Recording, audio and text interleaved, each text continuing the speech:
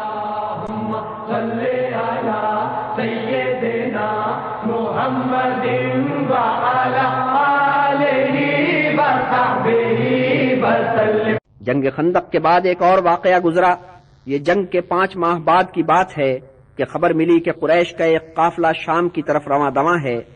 حضرت نے حضرت زید کی سرکردگی میں ایک دستہ روانہ کیا کہ اس قافلے کو سمجھا جائے۔ حضرت زید نے اپنے رسالے کے ساتھ اس قافلے پر دھاوا بولا، اس کا سارا مال و اسباب ضبط کیا اور اہل قافلہ میں زیادہ تر کو اسیر کر لیا۔ چند ایک زد سے بچ گئے، ان میں ابو العاص بھی تھے۔ جاننا چاہیے کہ ابو العاص حضرت کے داماد تھے اور ان کی زوجہ زینب اب حضرت ہی کے ساتھ رہتی تھیں۔ ابو العاص کو اس وقت عجب خیال آیا کہ چل کر زینب اور اپنی بیٹی امامہ کو ایک نظر دیکھ لیا جائے۔ جان خطرے میں ڈال کر لک چھپ کر شہر میں داخل ہوئے اور کسی نہ کسی طور اس گھر میں پہنچ گئے جہاں زینب کی رہائش تھی۔ دروازے پر دستک دی، بی بی زینب نے بچھڑے ہوئے شوہر کو دیکھا اور گھر میں پناہ دی۔ اب صبح ہو رہی تھی اور حضرت بلال کی آواز فضا میں گونج رہی تھی۔ بی بی زینب نے امامہ کو باپ کے پاس چھوڑا، خود نماز پڑھنے کے لیے مسجد میں پہنچی۔ خواتین کی صف میں کھڑے ہو کر نماز پڑھنے لگیں۔ درمیانی وقفے میں وہ پوری طاقت سے چلائیں اور کہا کہ اے لوگو سن لو، میں نے ربیع کے بیٹے ابو العاص کو اپنے گھر میں پناہ دی ہے۔ یہ کہہ کر پھر عبادت میں مصروف ہو گئیں۔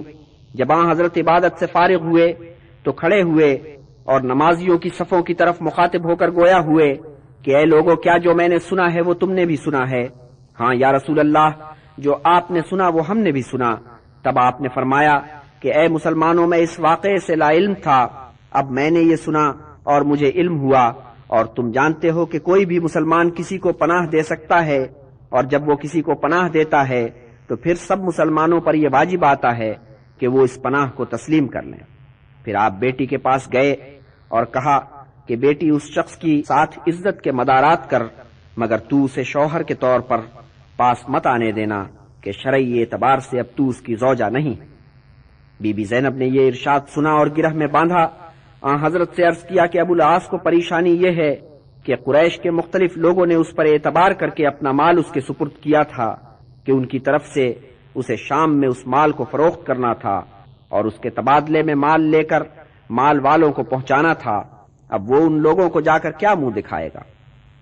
حضرت نے یہ سن کر اس مہم کے جانبازوں کو طلب کیا اور کہا کہ اے دوستو، تم جانتے ہو کہ اس شخص سے ہماری قرابت داری ہے، تم نے اس کا مال ضبط کر لیا ہے، اگر تم مال لوٹا دو تو یہ نیکی ہوگی اور مجھے اس سے راحت ہوگی، لیکن اگر تم نہ لوٹاؤ تو اس کا تمہیں حق حاصل ہے کہ وہ مال غنیمت ہے اور اللہ تعالی کی طرف سے وہ تمہارا حصہ ہے۔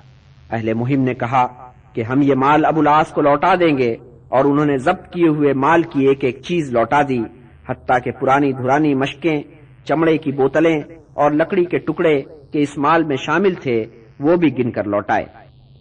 اہل مہم نے بھانپا کہ یہ شخص اب اسلام کی طرف مائل نظر آتا ہے، سو انہوں نے کہا کہ اے ابو العاص، تو مسلمان کیوں نہیں ہو جاتا؟ پھر یہ سارا مال تیرا ہوگا کہ بت پرستوں کے مال پر قبضہ کرنا مسلمانوں کے لیے جائز ہے۔ ابو العاص نے جواب دیا، اے مسلمانوں، اگر میں ایسا کروں گا تو یہ میری اسلام کے لیے اچھا شگون نہیں ہوگا، میں اپنے نئے عقیدے کی ابتدا امانت میں خیانت سے نہیں کروں گا۔ یہ کہہ کر ابو العاص نے مال لادا اور مکہ کا رخ کیا، وہاں جا کر جس کا جتنا مال تھا اسے پہنچایا، پھر مدینہ واپس آ کر اسلام قبول کیا۔ اور جب ابو العاص نے اسلام قبول کر لیا تو بی بی زینب کے ساتھ اس دواجی رشتے کی بھی تجدید ہو گئی۔ اس پر خاندان رسالت میں ہی نہیں، پورے شہر مدینہ میں خوشی منائی گئی۔ وہ مشرقی راہ تھی جس پر چلتے ہوئے قریش کا قافلہ مسلمانوں کی زد میں آیا اور خوار ہوا۔ تب قریش کو مغربی راہ کا خیال آیا جسے انہوں نے فراموش کر رکھا تھا، اور اس راہ کی یاد کے ساتھ انہیں اس راہ پر آباد بنی مستلق کا خیال آیا جو بنی خزاعہ کی ایک شاخ تھی اور جس سے قریش کا پرانا رشتہ دوستی چلا آتا تھا۔ انہوں نے اس قبیلے کو مسلمانوں کے خلاف بھڑکایا اور مدینے پر حلہ بولنے پر آمادہ کیا۔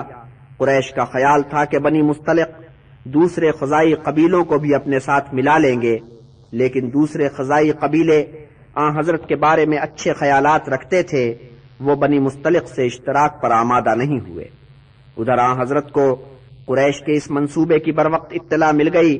آپ نے فوری اقدامات کیے اور بنی مستلق کے کوچ سے پہلے ان کے علاقے میں جا پہنچے اور ایک تالاب کے کنارے خیمہ زن ہو گئے۔ وہاں سے آپ نے پیش قدمی کی اور بنی مستلق پہ حلہ بول دیا۔ انہوں نے تھوڑی مزاحمت کی اور اس کے بعد ہتھیار ڈال دیے۔ اس مارکے میں زیادہ خونریزی نہیں ہوئی، ایک مسلمان شہید ہوا اور دشمن کے 10 آدمی مارے گئے۔ کم و بیش 200 خاندان اسیر بنا لیے گئے۔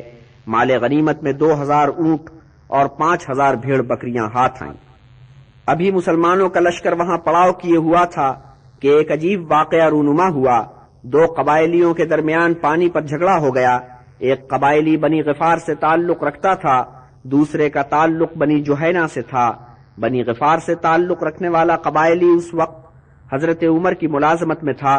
اس نے مہاجروں سے امداد چاہی۔ جوہینی نے انصار کو مدد کے لیے پکارا، ان انصار کو جن کا تعلق بنی خزرج سے تھا۔ دونوں کی اپیل نے اثر کیا، دونوں طرف سے جوشیلے جوان آگے بڑھے، تلواریں کھنچ گئیں۔ خون خرابے کی نوبت آ پہنچی تھی کہ چند سمجھدار اصحاب نے تدبر سے کام لیا اور بیچ میں پڑ کر معاملہ رفع دفع کرا دیا۔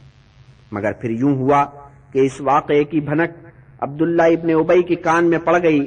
اسے ایسا موقع خدا دے، اس کے مخبر نے اسے آ کر خبر دی کہ غفاری قبائلی حضرت عمر کا آدمی تھا اور پہلے اسی نے ہاتھ اٹھایا تھا۔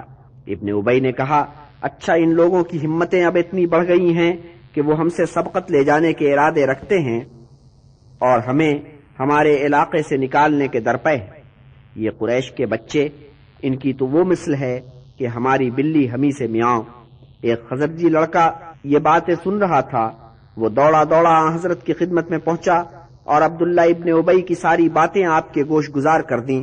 آپ کے چہرے کا رنگ متغیر ہو گیا۔ حضرت عمر حاضر خدمت تھے، عرض پرداز ہوئے کہ اس شخص کا سر قلم کر دیا جائے۔ تب حضرت یوں گویا ہوئے کہ اے عمر، اس پر لوگ کیا کہیں گے؟ یہی کہ محمد خود اپنے لوگوں کی گردنیں مار رہے ہیں۔ ادھر یہ بات ہو رہی تھی، ادھر انصار میں سے ایک شخص ابن ابی کے پاس پہنچا اور لڑکے کا بیان دہرا کر اس سے پوچھا کہ اے ابن ابی، کیا واقعی تو نے یہ باتیں کی تھیں؟ ابن ابی صاف مکر گیا۔ بنی خزرج میں سے بھی کچھ لوگوں نے اس کی طرف سے صفائی پیش کی۔ ان کی کوشش یہ تھی کہ کسی طرح معاملہ رفع دفع ہو جائے۔ تب حضرت نے بات کو وہیں ختم کر دیا اور اس کے بعد آپ نے یہ کیا کہ فوری کوچ کا حکم دیا۔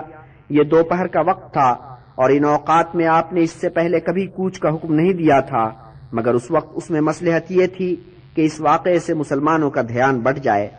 تو خیر، مسلمانوں نے اپنے خیمے اکھیڑے اور واپس مدینہ کی طرف چلے۔ دوپہر سے سحپہر ہوئی اور کوچ جاری رہا۔ عصر کی نماز کے لیے گھڑی 2 گھڑی رکے اور پھر چل پڑے۔ رات بھر سفر جاری رہا۔ صبح ہوئی، دن چڑھا، دوپہر ہوئی، سفر اسی طرح جاری رہا۔ دوپہر کی گرمی علما، لوگوں کا برا حال ہوا۔ سو جب قیام کا حکم ہوا تو لوگ بری طرح تھک چکے تھے۔ اس عمل میں جھگڑے کے واقعے کی طرف سے دھیان بٹ گیا۔ سب تھکے ہوئے تھے۔ چیمگئیوں کا کس کو ہوش تھا؟ ایسے سوئے کہ انہیں کسی بات کی سدھ نہ رہی۔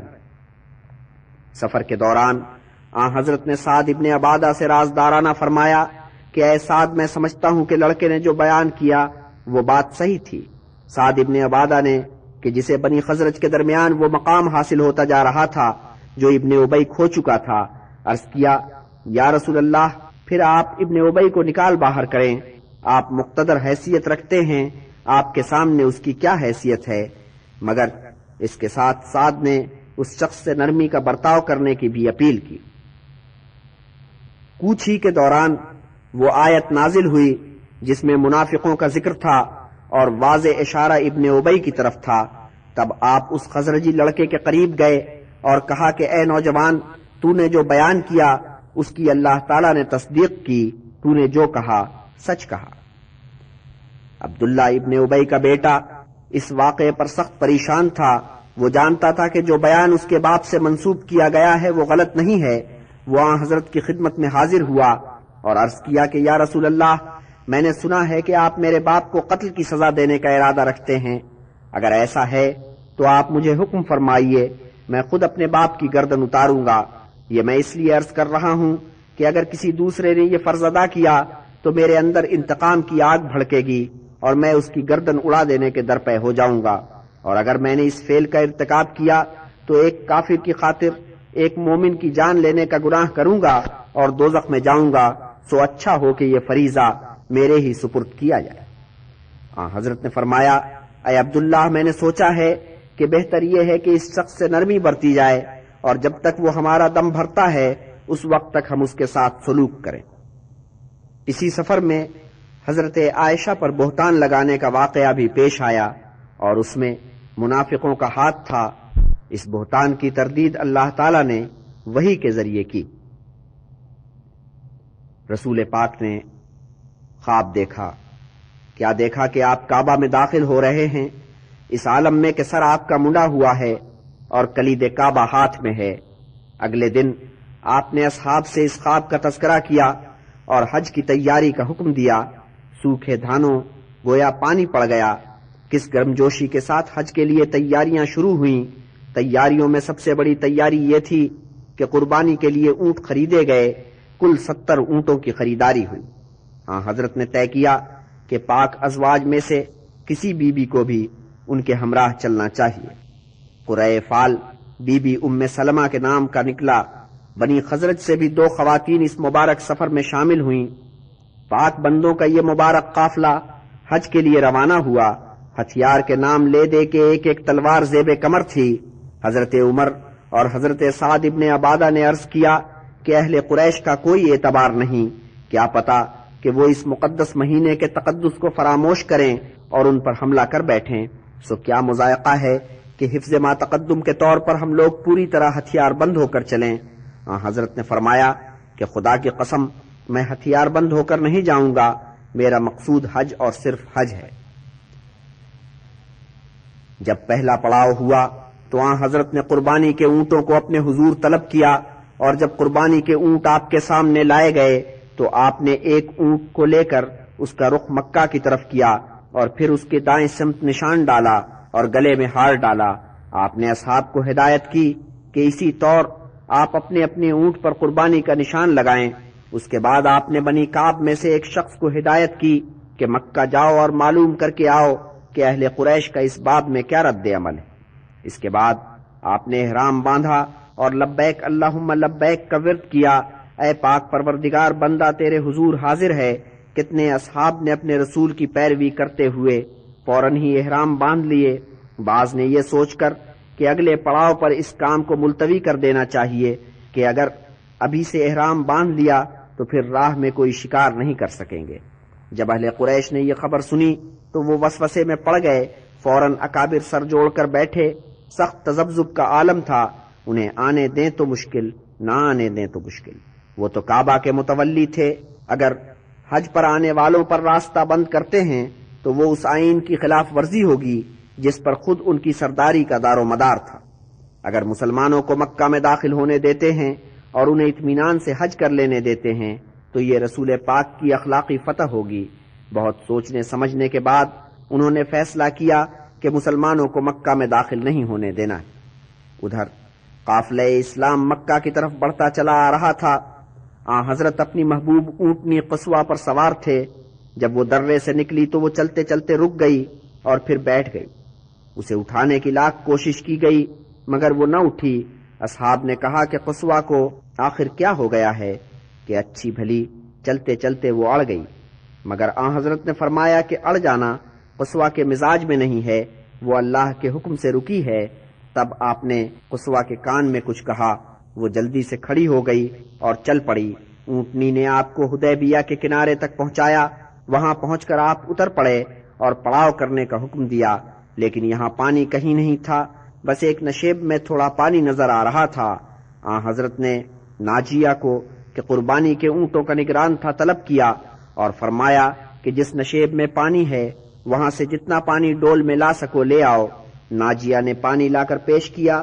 حضرت نے وضو کیا، پھر ایک چلو پانی منہ میں لے کر باقی پانی میں کلی کی، پھر آپ نے اپنے ترکش سے ایک تیر نکالا، ناجیہ کو دے کر فرمایا کہ اس پانی کو لے جاؤ اور نشیب میں جہاں پانی ہے ڈال دو اور اس تیر سے ہلاؤ۔ ناجیہ نے ایسا ہی کیا اور اچانک پانی ابلنے لگا اور اتنی افراد سے ابلا کہ سب نے پانی جی بھر کر پیا اور اونٹوں کو پلایا۔ عازمین حج جب سیراب ہو چکے تو قدرت نے پیٹ بھرنے کی بھی صورت پیدا کر دی۔ دو بدو سرداروں نے کچھ اونٹ اور بھیڑیں انہیں تحفہ دیں، انہیں مسلمانوں نے حلال کر کے کھانا پکایا اور خوب سیر ہو کر کھایا۔ یہ دو بدو سردار بنی خزاعہ سے تعلق رکھتے تھے۔ بنی اسلم، بنی کعب اور بنی مستلق اسی قبیلے میں شامل تھے۔ ان کا دشمن قبیلہ بنی بکر اہل قریش کا حلیف بنا ہوا تھا، اس لیے قریش سے وہ تھوڑے بدکے ہوئے۔ ادھر قریش بھی لوگوں کو شک کی نگاہ سے دیکھتے تھے، مگر ان کے ساتھ لشٹم پشٹم نباہ کر رہے تھے۔ ان دنوں بنی خزاعہ کی ایک مقتدر شخصیت بزیل ابن ورقہ کا قیام مکہ میں ہی تھا۔ اس کے وہاں ہوتے ہوئے یہ خبر آئی کہ مدینہ سے عازمین حج کا قافلہ آیا ہے اور حدیبیہ کے مقام پر پڑاؤ ڈالے پڑا ہے۔ بزیل یہ واقعہ سن کر مکہ سے نکلا اور آن حضرت کی خدمت میں پہنچا۔ عرض کیا کہ اہل قریش نے قسم کھائی ہے کہ جب تک ان کی جان میں جان ہے وہ آپ کو حرم کعبہ میں قدم نہیں رکھنے دیں گے۔ آن حضرت نے فرمایا کہ میرے عزیز، ہم یہاں لڑنے کے لیے نہیں آئے، ہم تو فریضہ حج کی ادائیگی کے لیے آئے ہیں۔ ہاں، اگر کوئی ہماری راہ میں مزاحم ہوا تو پھر ہم لڑنے میں مضائقہ نہیں جانیں گے، مگر میں انہیں مہلت دوں گا، وہ سوچ سمجھ لیں۔ عافیت ان کے لیے اسی میں ہے کہ وہ ہمیں روکنے ٹوکنے سے باز رہیں۔ بزیل اور اس کے رفقا واپس مکہ گئے۔ وہاں حضرت کا یہ پیغام قریش کو پہنچانا چاہتے تھے، مگر قریش ان سے بہت سرد مہری سے پیش آئے۔ اکرمہ ابن ابی جہل نے کہا کہ تم اس پیغام کو اپنے پاس رکھو، ہم کوئی بات سننے کے لیے تیار نہیں ہیں۔ مگر جب عروہ نے کہ ثقیف کے وقت ان کا حلیف تھا ان کے اس رویے پہ احتجاج کیا تو وہ کسی قدر نرم پڑے۔ صفوان نے کہا کہ اچھا اے بزیل، بتا اور سنا کہ تو نے وہاں کیا دیکھا اور ان سے کیا سنا۔ بزیل نے اسے بتایا کہ رسول خدا کی نیت لڑنے کی نہیں ہے، ان کا رویہ صلح جویانہ ہے۔ عروہ نے یہ سن کر اہل قریش سے کہا کہ بزیل اچھی خبر لایا ہے، لیکن مناسب یہ معلوم ہوتا ہے کہ اس بارے میں تھوڑی چھان بھین کر لی جائے۔ چاہو تو میں جا کر معلوم کروں کہ ان لوگوں کی نیت کیا ہے۔ قریش نے عروہ کی اس پیشکش کو قبول کر لیا، مگر اس سے پہلے وہ اسی مشن پر اپنے ایک حلیف کو بھیج چکے تھے۔ یہ وہ شخص تھا جس نے ابو سفیان کو مسلمانوں کی لاشوں کو قطع برید کرنے پر برا بھلا کہا تھا۔ جب آن حضرت نے اس کی آمد کی خبر سنی تو حکم دیا کہ قربانی کے جانور اس کو دکھائے جائیں، اور جب وہ 70 اونٹ جو قربانی کے لیے مخصوص کیے گئے تھے اپنی قربانی کی نشانات کے ساتھ اس کے سامنے قطار اندر قطار لائے گئے تو وہ اتنا متاثر ہوا کہ فوراً ہی واپس ہو لیا اور اہل قریش سے کہا کہ دوستو، مسلمان تم سے لڑنے نہیں آئے، پرامن طور پر اپنا فریضہ حج بجا لائیں گے اور واپس چلے جائیں گے۔ قریش اس پر بہت جذبز ہوئے، چڑھ کر کہنے لگے کہ عروہ تو صحرا کا بدو ہے، تو اس صورتحال کو نہیں سمجھ سکتا۔ اس پر حلیس کے تن بدن میں آگ لگ گئی۔ برہم ہو کر یوں ان سے مخاطب ہوا کہ اے اہل قریش، ہم نے اس لیے تمہارا حلیف ہونا منظور نہیں کیا تھا کہ اللہ کے گھر میں آنے سے لوگوں کو روکیں۔ قسم ہے اس ذات پاک کی جس کے قبضہ قدرت میں میری جان ہے، اگر تم نے محمد کو خانہ کعبہ میں آنے سے روکا تو احابیش کے ایک ایک فرد کو لے کر یہاں سے نکل جاؤں گا۔ اس پر قریش بہت سٹپٹائے۔ اب انہیں اپنے رویے میں لچک پیدا کرنی پڑی۔ کہا کہ تھوڑا تحمل سے کام لے، ہم کوشش کرتے ہیں کہ محمد سے کچھ شرطیں طے ہو جائیں۔ اسی عرصے میں عروہ ابن مسعود ثقفی آن حضرت کی خدمت میں جا پہنچا۔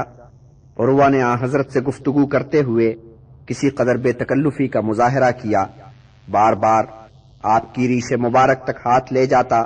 اس پر مغیرہ نے تلوار کی نوک اس کے ہاتھ میں چبھوئی اور کہا کہ اے عروہ، خدا کے رسول کی ریش مبارک سے ہاتھ پرے ہٹا۔ اس کے بعد عروہ محتاط ہو گیا اور اس نے واپس جا کر کہا کہ اے لوگوں، میں سفیر بن کر بادشاہوں کے درباروں میں بھی گیا ہوں، قیصر روم، کیخسرو، نجاشی، سب کے دربار میں نے دیکھے ہیں، لیکن میں نے کسی دربار میں درباریوں کو اپنے بادشاہ کی اتنی عزت، اتنا احترام کرتے نہیں دیکھا جتنی عزت، جتنا احترام یہ مسلمان اپنے پیغمبر کا کرتے ہیں۔ تو اے اہل مکہ، پیغمبر نے تمہیں بہت رعایت دی ہے، تمہیں چاہیے کہ ان کی بات مان لو۔ عروہ ابھی وہاں موجود تھا کہ آن حضرت کی طرف سے ایک قاصد وہاں پہنچا، مگر قریش نے اس کے ساتھ اچھا سلوک نہیں کیا۔ اکرمہ نے اس کے اونٹ کی کوچیں کاٹ دیں۔ تب کچھ لوگ بیچ میں آ گئے اور قاصد کی جان بچائی۔ قاصد نے واپس جا کر آن حضرت سے عرض کیا کہ اے رسول خدا، کسی ایسے کو قاصد بنا کر بھیجیے جس کا مکہ میں کوئی حمایتی موجود ہو۔ حضرت کی نظر انتخاب پہلے حضرت عمر پر پڑی تھی، مگر حضرت عمر نے یہ کہا کہ قریش کو خوب پتا ہے کہ میں ان کا کتنا سخت مخالف ہوں، اور میرے قبیلے والوں میں اتنا دم نہیں کہ قریش کے مقابلے میں میری کمک پر آئیں۔ عثمان ابن عفان کے حمایتی زوراور ہیں اور صاحب حیثیت بھی ہیں، وہ اس کام کے لیے موزوں رہیں گے۔ حضرت عمر کی تجویز منظور ہوئی۔ حضرت نے حضرت عثمان کو قاصد بنا کر بھیجا، اور حضرت عثمان کے قبیلے والوں نے کہ عبد شمس کی اولاد تھے انہیں سرآنکھوں پر بٹھایا۔ باقی عازمین حج کے سلسلے میں تو حضرت عثمان کی وکالت کوئی کام نہ آئی۔ خود ان سے ان کے قبیلے والوں نے کہا کہ تم شوق سے حج کا فریضہ بجا لاؤ اور خانہ کعبہ کا طواف کرو، مگر حضرت عثمان کو یہ منظور نہیں ہوا کہ دوسرے مسلمان تو اس سعادت سے محروم رہیں اور وہ اکیلے یہ فریضہ بجا لائیں۔ قریش نے ابن ابی کو بھی یہ پیغام بھجوا دیا تھا کہ تم اکیلے شوق سے آؤ اور حج کا فریضہ ادا کرو۔ ابن ابی نے بھی اس پیشکش کو رد کرنے میں مصلحت جانی۔ ادھر حضرت عثمان ابھی مکہ میں تھے، ادھر حضرت پر ایک کیفیت طاری ہوئی کہ وہی سے مشابہ تھی۔ اسی کیفیت میں آپ نے اپنے ایک صحابی کو کچھ ہدایات دیں، اور ان صحابی نے ان ہدایات کے مطابق قافلے کے بیچ جا کر اعلان کیا، اے ایمان والو، جبریل امین حضرت کے حضور آئے ہیں اور تم سے بیعت کے طالب ہیں، سو اٹھو اور رسول پاک کے حضور جا کر بیعت کرو۔ اس اعلان پر مسلمان اٹھے اور قطار اندر قطار رسول پاک کے حضور حاضر ہوئے۔ رسول پاک اس گھڑی ایک ببول کی چھاؤں میں تشریف فرما تھے، اور ببول کا وہ پیڑ اس گھڑی ہریایا ہوا تھا، کوپلیں پھوٹ رہی تھیں، ہری ہری پتیاں لہرا رہی تھیں۔ سب سے پہلے سنان نے کہ بنی اسد سے تھا بیعت کے لیے ہاتھ بڑھایا، کیونکہ یہ بتایا نہیں گیا تھا کہ بیعت کس لیے لی جا رہی ہے، سو اس نے کہا، یا رسول اللہ، میں آپ کے ہاتھ پر بیعت کرتا ہوں اس مقصد کے لیے جو آپ کے ذہن میں ہے۔ پھر سب نے ایک ایک کر کے یہی کلمہ کہا اور بیعت کی۔ سب سے آخر میں خود رسول پاک نے اپنا بایاں ہاتھ بڑھایا، اس پر اپنا دایاں ہاتھ رکھا اور فرمایا، میں عثمان کی طرف سے بیعت کرتا ہوں۔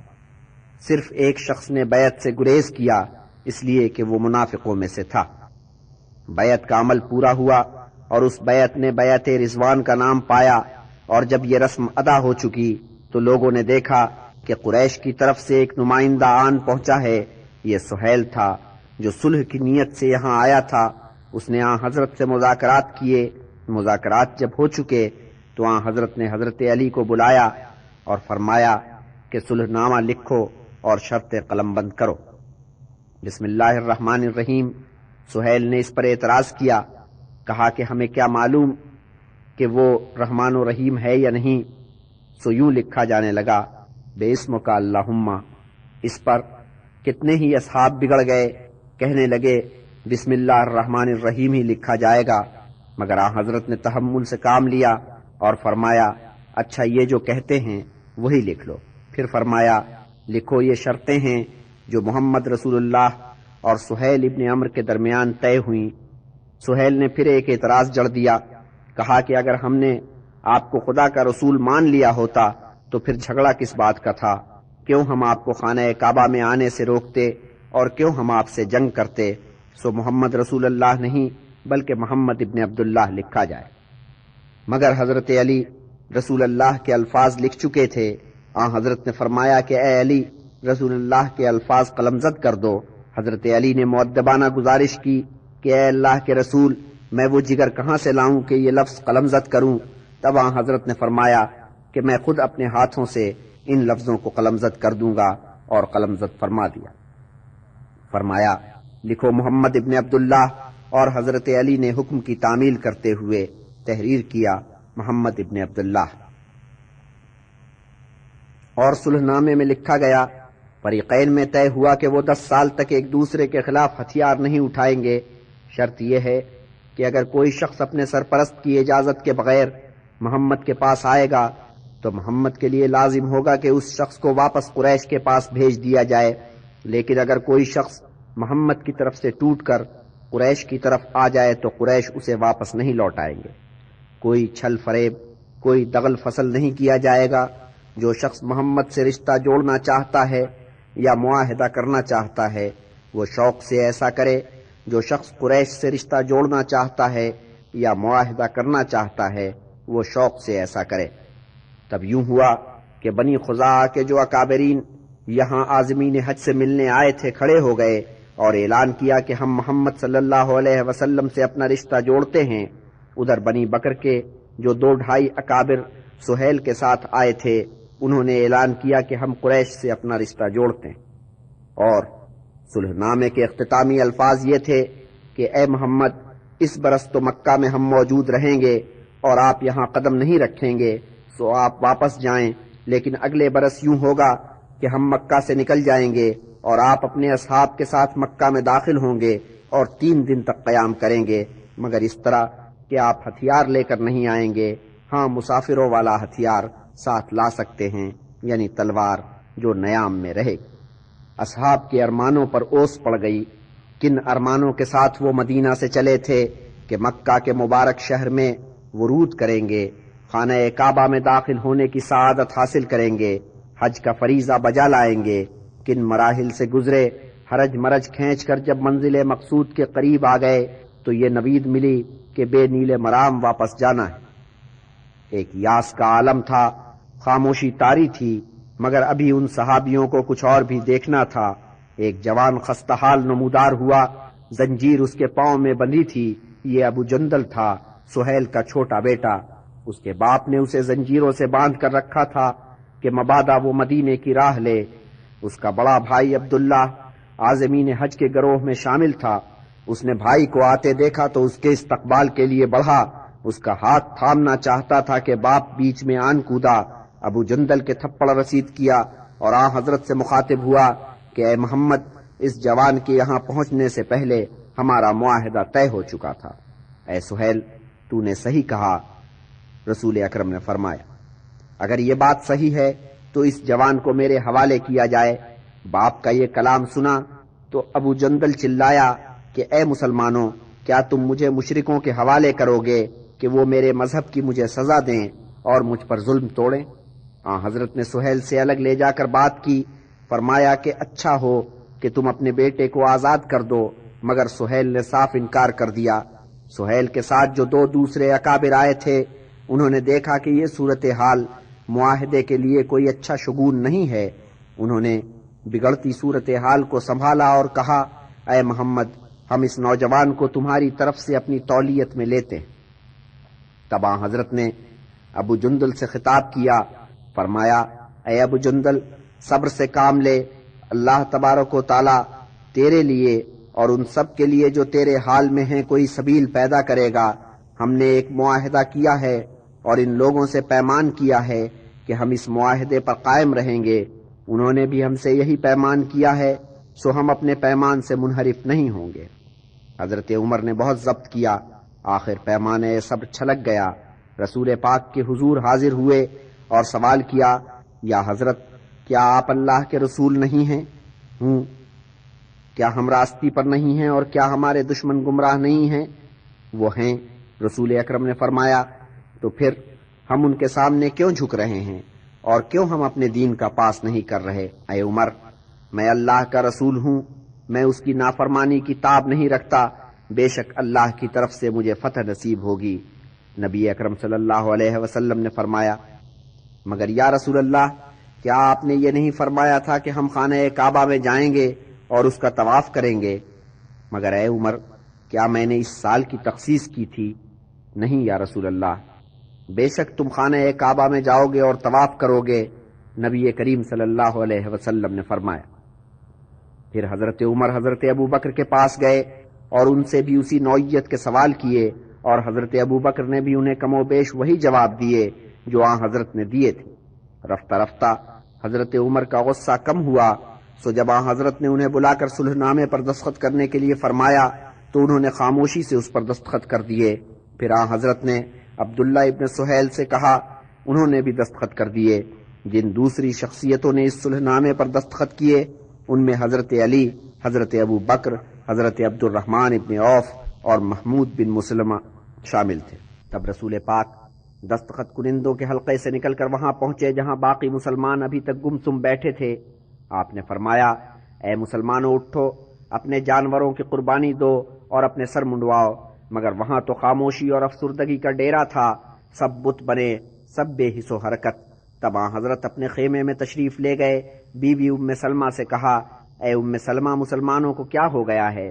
بی ام سلمہ نے عرض کیا، یا رسول اللہ، آپ فی الحال کسی سے کچھ نہ کہیں، بس آپ تو اپنا فریضہ بجا لائیں۔ تب حضرت خیمے سے نکلے، اپنے اس اونٹ کے پاس گئے جسے قربانی کے لیے مخصوص کیا گیا تھا، اسے ذبح کیا اور بلند آواز سے کہا، بسم اللہ، اللہ اکبر۔ آپ کی زبان مبارک سے اس کلمے کا نکلنا تھا کہ مجمع نے یکایک ایک جھرجھری لی، ہر شخص تڑپ کر اٹھا اور بجلی کی سی تیزی کے ساتھ اپنے اپنے جانور کی طرف لپکا اور پوری فضا بسم اللہ، اللہ اکبر کے کلمے سے گونج گئی۔ پھر اسی تیزی سے انہوں نے اپنے سر منڈوائے، جس نے پورا سر نہیں منڈوایا اس نے تھوڑے سے بال ترشوائے اور رسم پوری کی، اور قافلہ واپس مدینے کی طرف روانہ ہوا۔ اور حضرت عمر کے دل و دماغ میں ایک ہیجان برپا تھا۔ انہوں نے دیکھا کہ حضرت چپ چپ ہیں اور ان کی طرف سے کھچے کھچے ہیں۔ ان کی بے کلی اور بڑھ گئی، افسوس کرتے تھے اور کہتے تھے، اے عمر، تیری ماں تیرے سوگ میں بیٹھے، تو نے رسول پاک کی بصیرت و حکمت پہ اعتبار نہیں کیا اور سوال کیے۔ اتنے میں سر پر دوڑتے ہوئے گھوڑے کی ٹاپوں کی آواز انہیں سنائی دی۔ وہ گھڑ سوار پیغام لے کر آیا تھا کہ چلو، تمہیں رسول اللہ یاد کرتے ہیں۔ اس پیغام نے انہیں تشویش میں مبتلا کر دیا، مگر جب وہ وہاں پہنچے تو دیکھا کہ حضرت کا چہرہ خوشی سے تمتما رہا ہے۔ حضرت عمر کی ساری تشویش اسی دم رفع ہو گئی۔ حضرت نے بتایا کہ آپ پر وحی نازل ہوئی ہے اور اس وحی میں اس مہم کو فتح مبین قرار دیا گیا ہے، اور یہ کہ جن مومنوں نے ببول کے سائے تلے بیعت کی ان سے خدا خوش ہے۔ رسول پاک مدینہ واپس آ چکے تھے۔ صلح حدیبیہ کی وجہ سے مسلمانوں میں جو افسردگی پھیلی تھی وہ دور ہو چکی تھی۔ اس باب میں وحی کے نزول نے انہیں ایک اطمینان عطا کیا تھا اور دلوں میں مسرت کی ایک لہر پیدا کر دی تھی، مگر صلح حدیبیہ اپنے ساتھ مسائل بھی لائی تھی۔ مکہ سے اچانک کوئی مسلمان بھاگ کھڑا ہوتا اور مدینہ آ کر دم لیتا اور اس کی آمد صلح حدیبیہ کے باعث ایک مسئلہ بن جاتی۔ ابو بصیر بنی ثقیف کا ایک نوجوان تھا جس کا گھرانہ طائف سے نکل کر مکہ میں آن بسا تھا اور بنی زہرہ کا حلیف بن گیا تھا۔ اس نوجوان نے اسلام قبول کیا اور اس کی پاداش میں اسے مقید کر لیا گیا، مگر اس نے کسی طور جان چھڑائی اور پیدل چل کر مدینہ پہنچا، اور وہ اس وقت مدینہ پہنچا جب حضرت کو حدیبیہ سے آئے ہوئے ابھی چند ہی دن ہوئے تھے۔ ابو بصیر نے ادھر ابھی دم بھی نہیں لیا تھا کہ قریش کا قاصد پیچھے پیچھے آن دھمکا اور ابو بصیر کی واپسی کا مطالبہ کیا۔ حضرت نے ابو بصیر سے وہی ارشاد فرمایا جو ابو جندل سے ارشاد فرمایا تھا اور اسے قاصد کے حوالے کر دیا۔ اب اصحاب نے بھی صلح نامے کی شرائط سے ذہنی مفاہمت کر لی تھی، سو جب قریش کا قاصد اور وہ آزاد کردہ غلام جو اس کے ہمراہ آیا تھا ابو بصیر کو لے کر چلے تو اصحاب نے اسے تسلی دی کہ اے ابو بصیر، غم مت کر، اللہ تعالیٰ کوئی سبیل پیدا کرے گا۔ سبیل بہرحال پیدا ہوئی۔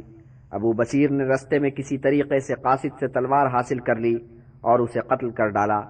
آزاد غلام نے یہ نقشہ دیکھا تو بھاگ کھڑا ہوا۔ مدینہ پہنچ کر وہ سیدھا مسجد نبوی میں پہنچا اور حضرت کے قدموں پر گر پڑا۔ حضرت نے اسے دیکھا اور فرمایا، اس شخص پر کیا بیتی ہے کہ اس قدر دہلا ہوا ہے؟ اس شخص نے بیان کیا کہ کیا واردات گزری۔ اسی اثنا میں ابو بصیر بھی شمشیر بکف آن پہنچا اور یوں گویا ہوا، یا رسول اللہ، آپ نے تو اپنا حق ادا کر دیا اور معاہدے کی شرط پوری کر دی۔ آپ نے مجھے ان لوگوں کے حوالے کر دیا تھا، مگر اللہ نے مجھے ان سے رہائی دلا دی۔ اسی کے ساتھ اس نے تجویز پیش کی کہ مقتول کے ہتھیاروں اور اونٹ کو مال غنیمت سمجھا جائے اور شرع کے مطابق اس کی تقسیم کی جائے۔ حضرت نے فرمایا کہ اگر میں نے ایسا کیا تو وہ لوگ یہ کہیں گے کہ محمد نے جن شرائط پر کاربند رہنے کا پیمان کیا تھا ان کی پابندی نہیں کی۔ پھر آپ آزاد غلام سے مخاطب ہوئے، اے شخص، ابو بصیر تیرے حوالے ہے، تو اسے لے کر ان لوگوں تک پہنچا دے جن کی طرف سے تو آیا ہے۔ وہ شخص یہ کلام سن کر پیلا پڑ گیا، یوں بولا، یا محمد، مجھے اپنی جان عزیز ہے، مجھ میں اتنا دم نہیں ہے کہ اسے قابو میں رکھ سکوں۔ حضرت نے تو اپنا حق ادا کر دیا، مگر قریش کا بھیجا ہوا آدمی ہی بودا نکلا۔ تب حضرت نے ابو بصیر سے فرمایا عزیز تو جہاں جانا چاہتا ہے چلا جا، ساتھ ہی فرمایا اچھا ہوتا کہ کچھ دوسرے لوگ بھی اس کے ہمراہ نکل جاتے۔ حضرت عمر نے یہ فقرہ سنا اور گرہ میں باندھ لیا۔ ابو بصیر نے حضرت کی اجازت پائی اور بحر احمر کے ساحلی علاقے کی طرف نکل گیا۔ ادھر حضرت عمر نے حضرت کا ارشاد مکہ میں پھنسے ہوئے مسلمانوں تک پہنچا دیا، ساتھ ہی ابو بصیر کا پتہ بھی انہیں فراہم کر دیا۔ یہ پیغام ابو جندل تک بھی پہنچا اور ابو جندل پر اب وہ سخت گیری نہیں تھی جو اس کے باپ نے اس کے ساتھ روا رکھی تھی۔ ابو جندل نے نئے سرپرستوں کی نرمی سے فائدہ اٹھایا اور چپکے سے مکہ سے نکل گیا اور سیدھا وہاں پہنچا جہاں ابو بصیر نے ڈیرا ڈال رکھا تھا۔ کتنے ہی اور نوجوان کہ مسلمان ہونے کی پاداش میں سختیاں کھینچ رہے تھے ایک ایک کر کے مکہ سے سٹک گئے اور ابو بصیر سے جا ملے۔ ان نوجوانوں نے ابو بصیر کو اپنا قائد تسلیم کیا اور ہر معاملے میں اس سے ہدایات لینے لگے۔ یہ نوجوان کم و بیش 70 کی تعداد میں تھے۔ رفتہ رفتہ وہ قریش کے تجارتی قافلوں کے لیے ایک بڑا خطرہ بن گئے۔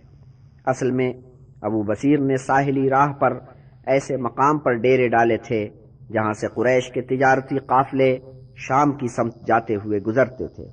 وہ کتنے مطمئن تھے کہ اب یہ شاہراہ ان کے لیے محفوظ ہے، ان کے قافلے بے خوف و خطر اس راہ سے گزر سکتے ہیں، مگر جلد ہی انہیں پتہ چلا کہ ایسا نہیں ہے۔ ابو بصیر کی سرکردگی میں ان نوجوانوں نے ان قافلوں پر چھاپے مارنے شروع کر دیے۔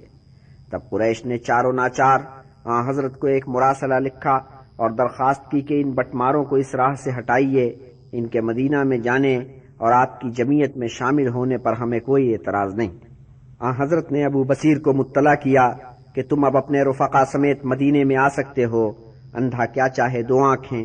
ان کا تو مقصود ہی یہی تھا، مگر ابو بصیر کی تقدیر میں مدینہ کی خوشبو گلیوں میں سانس لینا نہیں لکھا تھا۔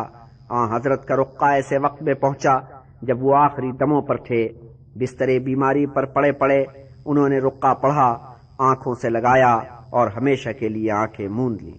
رفیقوں نے انہیں وہیں دفن کیا اور ساتھ ایک مسجد تعمیر کی، پھر وہاں سے ڈیرا اٹھایا اور مدینہ کی راہ لی۔ راہ میں خالد کے بھائی ولید کو بھی موت نے آن لیا۔ اس نے بھائی کے نام خط لکھا، اسے وصیت کی کہ میرے بھائی مسلمان ہو جا۔ یہ خط لکھ کر آخری فریضے سے فراغت پائی اور آنکھ بند کر لی۔ مکہ سے آنکھ بچا کر نکلنے والوں میں ایک خاتون صرف ایک تھی، یہ حضرت عثمان کی سوتیلی بہن ام کلثوم تھیں۔ تب وہی نازل ہوئی جس میں رسول پاک کو ہدایت کی گئی تھی کہ کسی مسلمان خاتون کو قریش کے حوالے نہ کیا جائے۔ سو جب ام کلثوم کے دو بھائی کے سگے تھے انہیں واپس لینے کے لیے آئے تو حضرت نے اس بی بی کو ان کے حوالے کرنے سے انکار کر دیا، اور اہل قریش اس پر احتجاج بھی نہ کر سکے۔ کس منہ سے احتجاج کرتے؟ صلح نامے میں عورتوں کا تو کوئی ذکر ہی نہیں تھا۔ زید، زبیر اور عبد الرحمن ابن عوف تینوں مسلمان آگے بڑھے اور اس بی بی سے رشتے کے خواستگار ہوئے۔ حضرت نے خاتون کو مشورہ دیا کہ تم زید سے رشتہ منظور کر لو۔ انہوں نے یہ مشورہ قبول کیا اور حضرت زید سے ان کی شادی ہو گئی۔ صلح حدیبیہ نے پوری فضا ہی بدل ڈالی تھی، جنگ و جدل کا کوئی خطرہ نہیں تھا۔ مکہ اور مدینہ کے لوگ بے خوف و خطر ایک دوسرے سے مل جل سکتے تھے، آزادانہ تبادلہ خیال کر سکتے تھے، اور اس تبادلہ خیال میں اسلام کا تصور آہستہ آہستہ دلوں میں گھر کرتا جا رہا تھا۔ صلح کے بعد کے 2 برسوں میں مسلمانوں کی تعداد دگنی سے بھی زیادہ ہو گئی۔ اب صلح حدیبیہ کی حکمت سمجھ میں آ رہی تھی اور اب واضح ہو رہا تھا کہ وحی الہی میں اس مہم کو فتح مبین سے کیوں تعبیر کیا گیا تھا۔ صلح حدیبیہ سے چند ماہ پہلے کی یہ بات ہے کہ حبشہ سے عبداللہ ابن جہش کے انتقال کی خبر موصول ہوئی۔ عبداللہ ابن جہش اسلام قبول کرنے سے پہلے عیسائی مذہب کے پیروکار تھے۔ ہجرت کر کے حبشہ گئے تو تھوڑے عرصے بعد پھر اپنے سابقہ مذہب پر لوٹ گئے۔ اس سے ان کی بیوی ام حبیبہ کو بہت صدمہ ہوا۔ وہ نیک خاتون اسی طرح اسلام کی پیروکار رہیں۔ اپنے عیسائی شوہر کے انتقال کے بعد ایک شب انہوں نے خواب دیکھا کہ کسی نے انہیں ام المومنین کہہ کے مخاطب کیا۔ اس خواب کی تعبیر جلد ہی نکل آئی۔ وہ بی بی حضرت کے نکاح میں آئیں اور امہات المومنین میں شامل ہوئیں۔ شاہ نجاشی سے تو حضرت نے خط و کتابت کی ہی تھی، مگر اب وہ وقت آ گیا تھا کہ دنیا کے مختلف سلاطین کو دعوت اسلام دی جائے۔ آخر آپ نے خندق کھودتے ہوئے جو ایک روشنی دیکھی تھی اور اس روشنی میں قیصر و کسریٰ کے محلات دکھائی دیے تھے اور یمن و مدائن روشن نظر آنے لگے تھے تو اس کے کوئی تو معنی تھے۔ پہلا مراسلہ شہنشاہ فارس کسریٰ کو لکھا گیا۔ اس مراسلے میں آپ نے اپنی نبوت کا اعلان کیا اور کسریٰ کو قبول اسلام کی دعوت دی۔ ادھر کسریٰ کو مختلف ذرائع سے یہ خبر مل چکی تھی کہ جزیرہ نمائے عرب میں ایک زبردست شخصیت نے ظہور کیا ہے جس نے اللہ کا رسول ہونے کا دعویٰ کیا۔ اسے کرید ہوئی کہ یہ کس قسم کی شخصیت ہے اور اس کے کیا عزائم ہیں۔ مراسلہ ملنے سے پہلے ہی کسریٰ نے آن حضرت کے متعلق کھوج لگانا شروع کر دیا۔ عامل یمن بازان اس علاقے میں اس کا نائب تھا۔ اسے احکامات بھیجے کہ عرب میں ظہور کرنے والی اس شخصیت کے بارے میں معلومات حاصل کر کے بھیجی جائیں۔ بازان نے فوراً 2 قاصد اس ہدایت کے ساتھ مدینے کی طرف دوڑائے کہ جاؤ اور اس شخصیت سے مل کر معلوم کرو کہ وہ کس قسم کی شخصیت ہیں اور ان کے کیا عزائم ہیں۔ یہ دونوں قاصد حضرت کے حضور اس رنگ سے پہنچے کہ ان کی داڑھیاں منڈی ہوئی تھیں اور مونچھیں لمبی لمبی تھیں۔ حضرت کو ان کا یہ حلیہ ناگوار ہوا۔ پوچھا کہ تم نے کس کے حکم سے اپنا یہ حلیہ بنایا ہے؟ انہوں نے جواب دیا، حاکم کے حکم سے۔ آپ نے فرمایا، میرے حاکم کا مجھے حکم یہ ہے کہ ریش بڑھاؤ اور مونچھیں چھوٹی رکھو۔ پھر آپ نے فرمایا کہ آج جاؤ، کل حاضر ہونا۔ اسی شب جبریل امین نازل ہوئے اور آپ کو یہ نوید سنائی کہ فارس میں بغاوت ہو گئی ہے، کسریٰ کو ہلاک کر دیا گیا، اس کی جگہ اس کا بیٹا تخت نشین ہے۔ تو جب دوسرے دن وہ قاصد آپ کی خدمت میں پہنچے تو آپ نے انہیں اس واقعے کی اطلاع دی اور فرمایا کہ اے یمن کی طرف سے آنے والو، والی یمن سے کہو کہ میرے دین اور میری سلطنت کی حدود کسریٰ کی سلطنت کی حدود سے کہیں زیادہ پھیلی ہوئی ہوں گی۔ سو اے کسریٰ کے نائب، تو اسلام قبول کر، میں تجھے یمن کا سلطان مقرر کروں گا۔ دونوں قاصد حیران و پریشان واپس گئے اور جو انہوں نے دیکھا اور سنا وہ بازان کے سامنے بیان کیا، اور بازان نے یوں کہا کہ اگر اس شخص نے کسریٰ کے بارے میں جو خبر سنائی ہے وہ صحیح نکلی تو ضرور وہ پیغمبر ہے، اور اس سے پہلے کہ حقیقت حال معلوم کرنے کے لیے اپنا قاصد فارس کی طرف بھیجے، ادھر سے قاصدان پہنچا۔ اس نے کسریٰ کے قتل کی خبر سنائی اور نئے شہنشاہ سے وفاداری کے پیمان کا تقاضا کیا۔ بازان نے قاصد کے تقاضے کا جواب یہ دیا کہ فوراً اسلام قبول کیا اور مدینہ اطلاع بھجوائی کہ میں مسلمان ہو گیا ہوں۔ حضرت نے جواب میں یمن پر اس کی فرما روائی کی توثیق کر دی۔ حضرت کا مراسلہ مدائن اس وقت پہنچا جب کسریٰ قتل ہو چکا تھا۔ یہ مراسلہ اس کے جانشین کے حوالے کیا گیا۔ شہنشاہ نے اس کا جواب یہ دیا کہ رقے کو پرزے پرزے کر دیا، اور جب حضرت نے یہ سنا تو یوں دعا کی کہ الہی اس کی سلطنت بھی اسی طرح پارا پارا ہو۔ ایک رقہ سلطنت روم کے قیصر ہرقل کو لکھا گیا، اس کا مضمون بھی وہی تھا۔ یہ رقہ عامل شام کے حوالے کیا گیا، پھر اسی مضمون کا رقہ فرما روائے مصر مقوقس کو روانہ کیا گیا۔ ادھر سلاطین عالم کو اسلام کی دعوت دی جا رہی تھی، ادھر یہودی اندر ہی اندر سازشوں میں مصروف تھے۔ ان دنوں ان کے بیچ ایک اور ہی کھچڑی پک رہی تھی۔ یہ لوگ باقی سب حربے تو آزما چکے تھے، اب انہوں نے جادو ٹوٹکے کا حربہ آزمایا۔ یہودیوں میں جادو کا علم عہد قدیم سے چلا آتا تھا۔ ان دنوں ان کے بیچ ایک شخص لابد تھا کہ جادو کے علم کا شناور تھا۔ اپنی بیٹیوں کو بھی اس نے جادو کی تعلیم دی، وہ بھی جادوگرنیاں اپنے علم میں کامل تھیں۔ ان جادوگرنیوں نے کسی جتن سے حضرت کے سر کے تھوڑے بال حاصل کیے اور باپ کے سامنے لا کر رکھ دیے۔ اس جادوگر نے ایک بال لے کر اس میں 11 گرہیں لگائیں اور جادوگرنیوں نے ہر گرہ پر افسون پڑھ کر پھونکا۔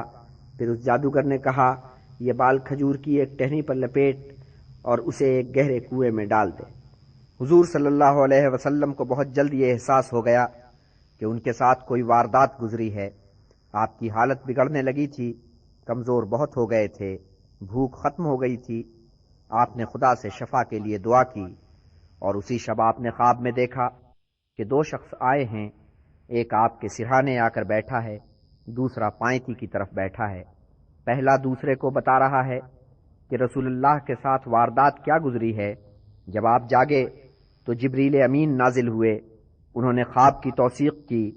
ان کے واسطے سے حضرت کو 2 صورتیں موصول ہوئیں۔ آپ نے حضرت علی کو بلا کر ہدایت کی کہ فلاں کنویں پر جا کر ان صورتوں کی تلاوت کرو۔ حضرت علی نے اس ہدایت پر عمل کیا۔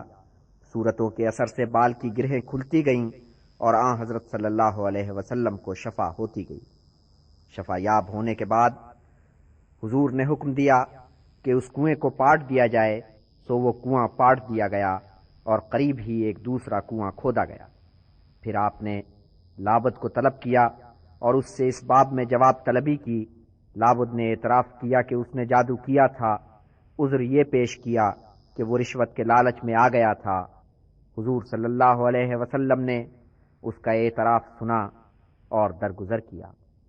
مدینہ سے ایک خبر سینہ بسینہ چلی اور مکہ تک پہنچی کہ مسلمان خیبر پر حملہ کرنے کا منصوبہ باندھ رہے ہیں۔ اہل قریش نے اس خبر کو افواہ جانا۔ خیبر کے قلعے تو ناقابل تسخیر سمجھے جاتے تھے۔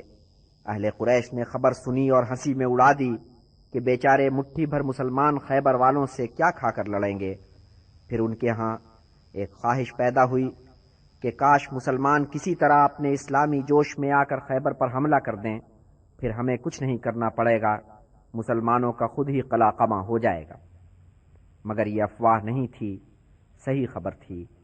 اہل مکہ سے تو جنگ نہ کرنے کا معاہدہ ہو چکا تھا، اس طرف سے فی الحال کوئی خطرہ نہیں تھا، مگر شمال کی طرف سے ہر دم ایک کھٹکا لگا رہتا تھا۔ یہاں خیبر کا شہر آباد تھا کہ یہودیوں کا اڈا تھا اور اسلام کے خلاف سازشوں کا بہت بڑا مرکز۔ جنگ خندق میں انہوں نے براہ راست حصہ نہیں لیا تھا، مگر قریش کو اکسانے والے تو وہی تھے، اور انہی کے اثر و رسوخ کا یہ کرشمہ تھا کہ بنی غطفان اس جنگ میں اہل قریش کے حلیف بن گئے۔ حضرت نے یہودیوں کے تیور دیکھے، پوری صورتحال پر غور و فکر کیا اور طے کیا کہ اس خطرے کا سدباب کیا جائے اور کسی طور یہودیوں کی طاقت کو توڑا جائے۔ مگر خیبر تو یہودیوں کا ناقابل تسخیر مورچہ تھا۔ خود اہل خیبر کو اپنی طاقت پر اتنا اعتماد تھا کہ انہوں نے یہ ماننے ہی سے انکار کر دیا کہ مسلمان ان پر حملہ کرنے کا خیال بھی دل میں لا سکتے ہیں۔ لیکن جب باوثوق ذرائع سے انہیں یہ اطلاعات موصول ہوئیں کہ مدینہ میں واقعی حملے کی منصوبہ بندی ہو رہی ہے، تو پھر انہوں نے انگڑائی لی۔ ان کے سردار کنعانہ نے بنی غطفان سے مذاکرات کیے، پیشکش کی کہ جنگ میں تم ہمارا ساتھ دو، ہم تمہیں کھجوروں کی اس برس کی فصل کا نصف نظر کریں گے۔ اس پر معاملہ طے ہو گیا۔ بنی غطفان نے 4000 کا لشکر بھیجنے کا وعدہ کر لیا۔ اہل خیبر کا اپنا لشکر 10,000 پر مشتمل تھا۔ بنی غطفان کی کمک سے وہ 14,000 تک پہنچ گیا۔ ادھر مسلمانوں کی صف میں لے دے کر 1600 غازی تھے، مگر حضرت صلی اللہ علیہ وسلم اپنے عزم میں اٹل تھے۔ کوچ کا حکم ہوا اور غازیوں کا یہ مختصر سا لشکر سروں پر کفن باندھ کر نکل کھڑا ہوا۔ غازیوں کا لشکر بڑھتا چلا جا رہا تھا۔ ایک مقام پر پہنچ کر حضرت نے لشکر کو ٹھہرنے کا حکم دیا۔ پھر بنی اسلم کے ایک شخص ابن لکوا کو طلب کیا جو بہت خوشگلو تھے۔ آپ نے فرمایا، اے ابن لکوا، اپنے ناقے سے اتر اور ہدی خانوں کے جو گیت تجھے یاد ہیں ان میں سے کوئی گیت سنا۔ ابن لکوا نے اپنے خوشگوار لہن میں ایک نغمہ ہدی سنایا اور اس میں چند وہ کلمات بھی شامل کر دیے جو حضرت سے خندق کی لڑائی کے وقت کھدائی کرنے والے مسلمانوں نے سنے تھے۔ اے پاک پروردگار، تو نے ہی ہمیں صراط مستقیم دکھائی ہے، یہ تیرا ہی کرم ہے کہ ہم خیرات کرتے ہیں اور تیری عبادت کرتے ہیں۔ جب ابن لکوا نغمہ سنا چکے تو حضرت صلی اللہ علیہ وسلم نے فرمایا، اے ابن لکوا، خدا تجھ پر رحمت کرے۔ اس کلمے کے سننے والے چونکے اور حضرت عمر نے کہا کہ یا رسول اللہ، اچھا ہوتا کہ ہم تھوڑے دن اور اس کے نغموں سے ہزندوز ہو لیتے۔ بات یوں تھی کہ حضرت کا یہ کلمہ مسلمانوں کے تجربے کے حساب سے موت کی پیشگوئی کا حکم رکھتا تھا۔ پچھلے کتنے موقعوں پہ لوگوں نے یہ دیکھا تھا کہ جس کے بارے میں حضرت نے یہ کلمہ کہا وہ اللہ کو پیارا ہو گیا۔ خیر، تو کوچ پھر شروع ہو گیا۔ تیسرے دن شام ہوتے ہوتے یہ لشکر خیبر کے نواح میں جا پہنچا۔ تب حضرت صلی اللہ علیہ وسلم نے طے کیا کہ ایسے موقع پہ مورچہ جمایا جائے کہ مورچہ بنی غطفان اور خیبر کے درمیان حائل ہو جائے۔ اس مقصد کے پیش نظر آپ نے ایک آزمودہ کار کو رہبری کا فرض سونپا۔ اس کی ہدایات پر لشکر نے نقل و حرکت کی اور رات کی تاریکی میں ایک کشادہ میدان میں خیبر کی فصیلوں کے عین مقابل جا ڈٹا۔ وہ مہینے کی ابتدائی رات تھی، چاند ڈوب چکا تھا، چاروں طرف تاریکی کا ڈیرا تھا تاریکی کا اور خاموشی کا۔ لشکر اتنا چپ چاپ یہاں پہنچا تھا کہ پتہ تک نہیں کھڑکا، اور غازیوں نے اتنی احتیاط برتی کہ جب فجر کی نماز کا وقت آیا تو اذان سے بھی گریز کیا۔ صرف مرغے کی بانگ نے فجر کی نوید سنائی۔ جب آہستہ آہستہ اجالا پھیلا تو غازیوں نے دیکھا کہ سامنے ہرے بھرے کھیت لہلہاتے ہیں، کھجوروں کے جھنڈ ہیں، اور بیچ میں بلند و بالا قلعے نظر آ رہے ہیں۔ ادھر خیبر کے لوگ بے خبر تھے کہ رات کے اندھیرے میں وہاں کیا گل کھلا ہے۔ صبح منہ اندھیرے مزدور کسان روز کی طرح اپنی اپنی کدالیں اور ٹوکریاں لے کر کھیتوں کی طرف چلے۔ جب فصیل سے باہر آئے تو دیکھا کہ وہاں تو ایک لشکر نے مورچے جما رکھے ہیں۔ سر پر پاؤں رکھ کر بھاگے اور غل مچانا شروع کیا کہ مسلمان آ گئے، مسلمان آ گئے۔ یہودیوں کے اکابر کو جب یہ خبر ملی تو وہ فوراً سر جوڑ کر بیٹھے اور مشورے کرنے لگے کہ مسلمانوں سے کس طرح نمٹا جائے، مگر انہیں اپنی طاقت پر بہت گھمنڈ تھا، اور پھر انہوں نے یہ بھی کہا کہ ہمارے قلعے اتنے مضبوط و مستحکم ہیں کہ مسلمانوں کی کوئی یلغار ان کا کچھ نہیں بگاڑ سکتی۔ بس ان کی یہی خود فریبی انہیں لے بیٹھی۔ انہوں نے متحدہ محاذ کی کوئی ضرورت ہی محسوس نہیں کی۔ ہر قلعے کا اپنا مورچہ تھا۔ ادھر مسلمان اگرچہ تعداد میں تھوڑے تھے مگر وہ متحد اور منظم تھے۔ اس متحد اور منظم لشکر نے پہلے دن اس قلعے پر جو زیادہ نزدیک تھا حلہ بول دیا۔ ادھر سے صرف اسی قلعے کے لشکر نے ان کا مقابلہ کیا، دوسرے قلعوں سے کوئی ان کی کمک پر نہ آیا۔ وہ اپنی فصیلوں کے پیچھے بیٹھے رہے اور آنے والے مقابلے کے لیے تیاریوں میں مصروف رہے۔ یہودیوں کی اس روش سے اسلامی لشکر کے لیے ان کا مقابلہ آسان ہو گیا، مگر ایک نقصان بھی ہوا کہ جنگ لمبی کھنچ گئی۔ ایک قلعے کو فتح کرتے تو دوسرے قلعے کی طرف سے مزاحمت زور پکڑ جاتی، دوسرا قلعہ تسخیر کر لیتے تو تیسرا قلعہ سر اٹھاتا۔ خیبر کے تیر انداز نشانہ باز غضب کے تھے۔ مسلمانوں کو اس سے پہلے کسی جنگ میں ایسے ماہر تیر اندازوں سے سابقہ نہیں پڑا تھا۔ ان تیروں نے بہت مسلمانوں کو گھائل کیا۔ زخمیوں کی دیکھ بھال میں مسلمان خواتین پیش تھیں۔ حضرت صلی اللہ علیہ وسلم کی ازواج مطہرات میں سے بی بی ام سلمہ یہ خدمت انجام دینے کے لیے یہاں موجود تھیں۔ دوسری خواتین بھی تھیں۔ حضرت صلی اللہ علیہ وسلم کی پھوپھی بی بی صفیہ تھیں، اور ام ایمن، نصیبہ اور حضرت انس کی والدہ ام سلیم۔ غازیوں نے خیبر کی ناکہ بندی کر رکھی تھی، مگر قلعوں تک پہنچنے اور انہیں تسخیر کرنے کی کوئی صورت نظر نہیں آ رہی تھی۔ 4 دن اسی عالم میں گزر گئے۔ 5ویں رات کو یہ واقعہ گزرا کہ حضرت عمر اپنے رفیقوں کے ساتھ پہرہ دے رہے تھے کہ ایک مخبر پکڑا گیا۔ اس مخبر سے خیبر کے قلعوں کے بارے میں بہت ہی قیمتی معلومات حاصل ہوئیں۔ اس سے پتہ چلا کہ وہ کون سا قلعہ ہے جس پر پہرہ زیادہ سخت نہیں ہے، اور یہ کہ اس قلعے میں کون کون سے ہتھیار ہیں اور ان ہتھیاروں کا ذخیرہ کس جگہ ہے۔ ان معلومات کی بنیاد پر کئی قلعے بہت جلدی تسخیر ہو گئے، مگر وہ قلعے بھی تھے جو سیسا پلائی ہوئی دیوار کی طرح کھڑے تھے۔ ان میں سب سے بڑھ کر قلعہ نائم تھا۔ مسلمانوں نے کتنی مرتبہ اس پر یلغار کی، کوئی یلغار کامیاب نہ ہوئی۔ ہر مرتبہ مسلمانوں کو ہزیمت اٹھانی پڑی۔ تب حضرت صلی اللہ علیہ وسلم نے فرمایا کہ کل میں اس مرد جری کو علم دوں گا جسے اللہ اور اس کا رسول عزیز رکھتے ہیں۔ اللہ اس کے زور بازو سے ہمیں فتح سے ہمکنار کرے گا، اور وہ مرد جری ایسا نہیں کہ میدان جنگ میں پیٹھ دکھائے۔ اور دوسرے دن آپ نے علم حضرت علی کے ہاتھ میں دیا اور ان کے لیے فتح کی دعا کی۔ حضرت علی اپنے دستے کو لے کر آگے بڑھے اور دلیری کے ساتھ دشمن سے بھڑ گئے۔ اس دستے میں سب سے بڑھ کر حضرت زبیر تھے، اور حضرت ابو دجانہ کہ اپنے سرخ امامے کے ساتھ سب سے نمایاں نظر آ رہے تھے۔ یہ دونوں غازی جان توڑ کر لڑے اور دشمن پر بڑھ بڑھ کر حملے کیے۔ تب حضرت علی نے آخری اور قطعی حملہ کیا۔ حملہ ایسا بے پناہ تھا کہ یہودی لشکر کے قدم اکھڑ گئے۔ سر پر پاؤں رکھ کر ایسے بھاگے کہ قلعے کے اندر جا کر ہی دم لیا، اور تب حضرت علی نے قلعے کے پھاٹک پر حلہ بولا۔ اہل قلعہ نے جلد ہی ہتھیار ڈال دیے، پھر بھی اتنا وقت ضرور لیا کہ کتنے ہی یہودی عقبی دروازے سے نکل کر دوسرے قلعوں میں پہنچ گئے۔ خیبر کے محصور قلعوں نے بنی غطفان کا کتنا انتظار کھینچا۔ اس قبیلے سے انہوں نے کتنی امیدیں باندھی تھیں، مگر ان کی تو کوئی سنگن نہیں مل رہی تھی۔ اور اب ہر لب پر یہ سوال تھا کہ بنی غطفان کہاں رہ گئے، اور کسی کے پاس اس سوال کا جواب نہیں تھا۔ بنی غطفان نے اپنی طرف سے تو پیمان نباہنے کی کوشش کی تھی، 4000 کا لشکر لے کر خیبر کی طرف چلے تھے، مگر عجب ہوا کہ جب ایک دن سفر میں گزرا تو ایک ندا آئی، جانے آسمان سے آئی یا پاتال سے ابھری، مگر اتنی تیز تھی کہ پورے صحرا میں گونج گئی، ایک لمبی پکار، تمہارے قبیلے والے، تمہارے قبیلے والے، تمہارے قبیلے والے۔